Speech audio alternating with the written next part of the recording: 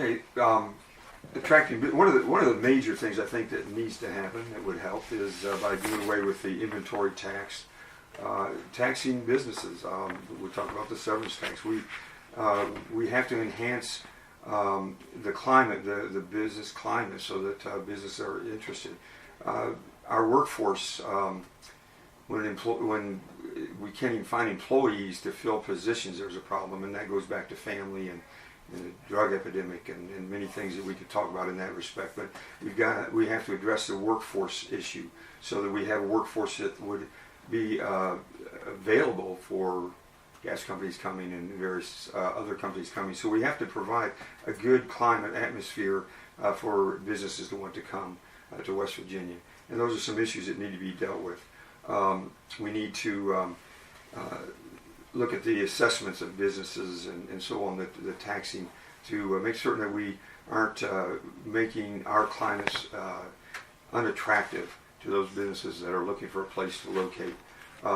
So our workforce, our tax structure, if we do have businesses come in, then we can enhance the internet service. There will be the internet companies will be wanting to locate and to provide the service, and if we have the businesses in the area, then they'll provide the internet service and enhance that as well. Thank you, Mr. Hartman. Thank you. I think one of the most important, maybe the biggest opportunity that we have, particularly in Randolph and Pocahontas counties and Tucker County, is tourism. I think that tourism creates more individual entrepreneurs than anything else. We talk about coal and we talk about gas, and you're talking about multi-million-dollar companies. But if you look at what's happened with Snowshoe, or what's happened in downtown Elkins, or what's happened in Davis and Thomas, most of the improvement is by individual entrepreneurs. They're not asking the state for any money. They have an idea. They're excited about making that happen, and I think transportation is one of you mentioned windy roads. I spent half of my adult life promoting Quarter H, and I think we can see that in Thomas or in Davis, with it finished to Davis. I know that's out of the 43rd district, but we can see the difference alone that the transportation has made there, and I think we've got to continue to improve that transportation. I think you'll see the natural gas business create some more entrepreneurship, but small businesses are the folks that really create activity and create new jobs and pay taxes. And I think we do a lot of things for big business, but we don't talk too much about the individual entrepreneur. And I think that we've got to do more to make sure that we're helping that individual that's working with his own money to be successful. Thank you. Thank you. Mr. Eisner. Well, if education and investing in our kids is issue one for me, then improving our infrastructure, both from a physical standpoint with road construction, which I'm obviously very encouraged about, following the governor's road bond and the issues that we've dealt with over the past few years. I certainly hope that the optimistic vision he has for the future of improving our infrastructure in West Virginia through the road bond is realized. But also our technological infrastructure, as you discussed, with the availability of high-speed internet access throughout all of rural West Virginia. Davis and Thomas is just a fantastic idea, or a fantastic example of what continuing to invest in our infrastructure can do for our economy. It really is a thriving area.